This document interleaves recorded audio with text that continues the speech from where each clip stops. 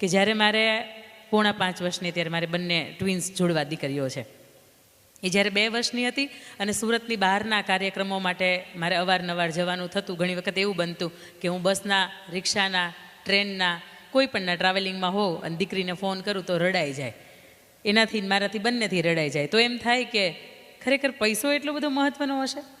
આ એટલા માટે જવું પડતું હશે? નો ડાઉટ જે પણ થશે એ દીકરીઓના સારા વિચાર કે સારા ભવિષ્ય માટે જ હું બહાર જાઉં છું, પણ એમને છોડીને બીજું શું મને મળે? અને ત્યારે સાહેબ 2 જીવનના પ્રસંગ એવા મજાના બન્યા. એક પહેલો પ્રસંગ મારા આપની વચ્ચે એક એવો છે કે બાળક છે એ રડશે, ચિંતા ન કરો, આપણાથી ન રડાય. 2 પ્રસંગ મારે તમને કહેવા છે. એમાંનો એક પહેલો પ્રસંગ એવો છે અને એ આ જ મંચ ઉપરથી મેં વાત કરી હતી, ઘણો સમય થઈ ગયો. 2018ની અંદર, 17-18ની અંદર જ્યારે મેં એક વાત લખી અને એ વાત લખીને મેં ફેસબુકના માધ્યમથી, ઇન્સ્ટાગ્રામના માધ્યમથી લોકોની વચ્ચે વહેતી થઈ અને એ ઘટનાની અસર તમે જોઈ શકો શું હોઈ શકે.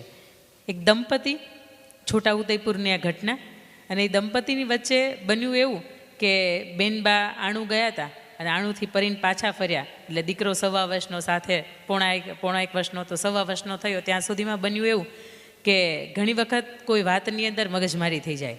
સાસુબાઈ એવું કે હવે તો એ દીકરામાં રહે છે, હવે તો ઘરનું બીજું કાંઈ કામ થતું નથી, એટલે બિચારો પુરુષ છે ને એ વચ્ચે પીડાય, એ પીસાય. એટલે પુરુષે એવું કીધું કે થોડીક વાર દીકરાને ઘડીક બાજુમાં મૂકી દે પણ ઘરનું કામ કરાય એમ. એટલે દીકરાની વહુએ એવું કીધું કે હું નહોતી ત્યારે ઘર ચાલતું જ હતું ને, કામ થતું જ હતું ને. અત્યારે પહેલી પ્રાયોરિટી દીકરાને રડે છે તો મારે એને પહેલાં જમાડવો ને એ પહેલી પ્રાયોરિટી, પણ છતાંય તમને એવું લાગતું હોય કે કામ કરવું છે તો કામ કરીએ.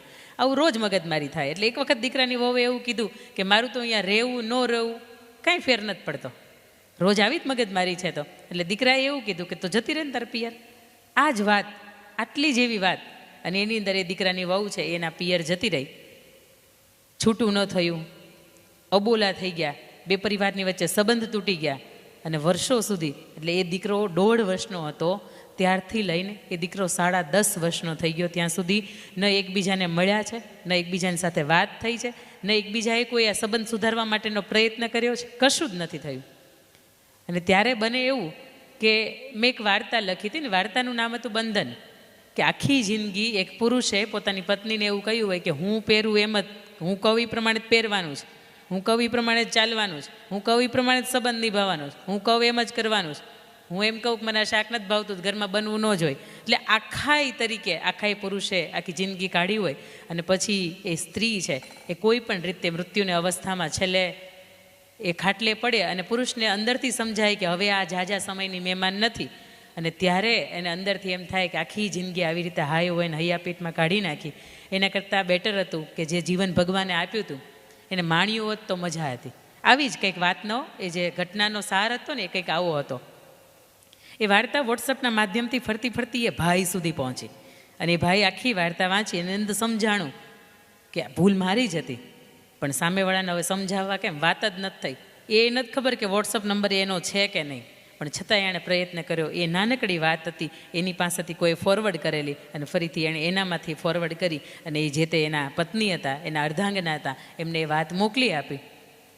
એ વોટ્સઅપની અંદર એ વાત વાંચે છે, સવારે 10:30-11 વાગ્યાનો સમય હશો, અને એ વાત વાંચ્યા પછી એના પત્નીનો એના પતિ ઉપર ફોન જાય છે ને એવું કહે છે કે તમારી મારી જીદ આજે હારી ગઈ, તમારે મારે કદાચ એકબીજાની જરૂર નહીં હોય, પણ આ વાત વાંચ્યા પછી મને એવું લાગે છે કે આપણા દીકરાને તો એના બાપની જરૂર છે ને. આ કદાચ મૂવીનો સીન તમને લાગતો હશે અને એ દીકરાની વહુ એવું કહે છે કે અહીંયાથી અડધે સુધી હું આવું છું, અડધે સુધી તમે આવો છો, એમાં તમારોય વટ સચવાઈ જાય ને મારોય વટ સચવાઈ જાય, આવો અડધે રસ્તેથી ફરીથી ભેગા થવું છે, આપણા દીકરાને જીવન આપવું છે. અને એ દંપતી જ્યારે મેસેન્જરના માધ્યમથી મને કોલ કરે અને શરૂઆતમાં વિડીયો કોલ આવે એટલે ન ઉપાડું, પછી ફરીથી 1-2 રિક્વેસ્ટ આવે કે બેન વાત કરો, મારે કંઈક કામ છે અને મારા પત્નીને તમારી સાથે વાત કરવી છે. અને ત્યારે આ વાત સાંભળી એટલે એવું લાગે કે દીકરીને 1 કે 2 દિવસ મૂકીને ક્યાંય જઈએ છીએ ને તો એ વસૂલ છે. એના પછીની મારે બીજી તમને વાત કરવી છે કે સંપ એક નામની ખોડલધામ સામાયિકની અંદર મારી દર મહિને એક વાર્તા આવતી હોય, સત્ય વાર્તા આવતી, સત્યના સરનામે આવી કોલમ છે. જો આપ ખોડલધામ સામાયિક વાંચતા હોય તો એની અંદર આવતી હશે કે આપના ધ્યાને હશે. એની અંદર એક વાર્તા હતી સંપ, સંયુક્ત પરિવાર એટલે સંપ, આવું મેં ટૂંકું નામ આપ્યું હતું. એની અંદર પણ એવું હતું, એ ભાઈ ફેસબુક કે ઇન્સ્ટાગ્રામ કે વોટ્સઅપ કે એવું કશું ન વાપરે. રોજ એના ઘરે પેપર કે સામાયિક જે આવતું હોય એ વાંચે, એ સાંભળે ને એમાંથી એને યોગ્ય લાગે એનો સંગ્રહ કરે. એમની એક સરસ મજાની લાઇબ્રેરી, રાજુભાઈ પરમાર, જુનાગઢથી. આ સામાયિક આગલા દિવસે એમના ઘરે આવે, એ દિવસે રાત્રે બે ભાઈઓ એમને જુદા થવાનું હોય, એમના મમ્મી પપ્પાની હાજરી ન હોય, અને બીજા દિવસે એ જ્યારે જુદું થવાનું હોય એટલે આગલા દિવસે એમના પત્ની થોડાક આખા, એટલે એણે એવું કહ્યું કે હું કહું ને એમ થશે. મોટાના ભાગમાં બધું મોટું આવશે, આપણું ઘર મોટું તો એ આપણે આવશે, આપણે ભેગું કર્યું છે. આપણી વાડી બે છે તેમાં મોટી વાડી તો કે એ બધી આપણે આવશે. બે ગાડી છે તેમાં ગાડીમાંથી જે મોટી ને વેલ્યુએબલ કિંમતી ગાડી તો કે મારી આવશે. ઘરની અંદર બે ટીવી છે તેમાંથી મોટું ટીવી તો કે મારે ભાગમાં આવશે. તમારે ખાલી હાજ પાડવાની છે. અને બીજા દિવસે ભાઈને એમ કહી દેવાનું કે લે આ તારા ભાગમાં આવ્યું. કારણ કે એ નાનો છે, એની કરતાં તમે 5-10 વર્ષ મોટા છો તો તમે કમાયા છો, એમાંથી આ બધું મોટું ભેગું થયું છે ને. મોટા ભાઈ કંઈ વાંધો નહીં, તું કે એમ માથું ધૂણાયું. એને પણ અંદરથી એવું હતું કે મેં થોડીક કમાણી કરીને ભેગું કર્યું છે, તો નાનો તો આમે ક્યાં બોલવાનો છે કાંઈ, હું બીજા દિવસે જે કહીશ એ લઈ લેવાનો છે. અને બીજા દિવસે સવારે આખી રાત ઊંઘ ન આવે, બીજા દિવસે સવારે 5 વાગે ઉઠે, સામાયિક ટેબલ ઉપર પડ્યું હોય એમાંથી ફેરવે, સંયુક્ત પરિવાર સંપ એ વાર્તા ખોલે, અને એ વાર્તાની અંદર પણ કંઈક આવી વાત હતી. અને ત્યારે એ નક્કી કરે છે કે હવે બધા ઉઠે ને એટલે મારે કહેવું છે કે નહીં, આ ખોટી વાત હતી. નાનાના ભાગમાં નાનું, મોટાના ભાગમાં મોટું આવું ન હોય. હું બાપ ઠેકાણે છું, મોટો છું, અને મારા ને નાનાની વચ્ચે કોઈ ભાઈઓ ભાગલા નથી પડાવવા આવતું, એટલે મારી જવાબદારી બને કે બેયને મન દુઃખ ન થાય ને એવી મારે વસ્તુઓ જે છે, જે સંપત્તિ છે એની વહેંચણી કરવી પડે. મને આવું વિચારે છે. સવારે 8 વાગે બેઠક થાય છે. બેઠકની અંદર બધું જ જે મોટું પોતાના ભાગની અંદર રાખી દીધું હોય બધું નાના ભાઈને આપી દે. નાના ભાઈનો પરિવાર હસતો ખીલતો રમતો થઈ જાય. અને અહીંયાથી એમના જે પત્ની હતા એમના ચહેરાના જે રંગો હોય ને બદલી જાય, હાવભાવ બદલી જાય. જુદું પડ્યા પછી એમના પત્ની એમને બોલાવ્યા કે આ બધું તમે કેમ પાણી ફેરવી દીધું? ગઈકાલે તો બહુ મોટી મોટી કરતા હતા, હું કહું તમે એમ જ કહેવાનું હતા, આ બધું બદલી કેમ ગયું? અને ત્યારે એ ભાઈ એવું એને કહે છે કે યાદ કર, આ 35-40 વર્ષ પહેલાં જ્યારે તું આણું ગઈ હતી, આપણે દીકરાનો જન્મ હતો, એનું ઓ નેગેટિવ બ્લડ ગ્રુપ હતું. અને ડૉક્ટરે એવું કીધું કે ઓ નેગેટિવ બ્લડ ગ્રુપ કદાચ અત્યારે નહીં મળે 2 બોટલ જેટલું, તો કદાચ બાળક કે એની મા બેમાંથી એક બચી નહીં શકે. અને નાનો ભાઈ એનું પણ ઓ નેગેટિવ બ્લડ ગ્રુપ હતું. એ 35-40 કિલોમીટર જેટલું દૂર ચાલ્યો હતો, આવ્યો હતો, થાક્યો હતો, એને તડકો લાગતો, એને ત્યારે ચૈતર મહિનો હતો, એ ચાલી નહોતો શકતો. એને ખબર પડી કે મારા ભાભીને ત્યાં દીકરાનો જન્મ થયો છે, મારી ભાભી માં છે એ હવે માં બની ગઈ છે, એ મને જેવું વાત્સલ્ય આપશે એવું એને દીકરાને પણ આપશે.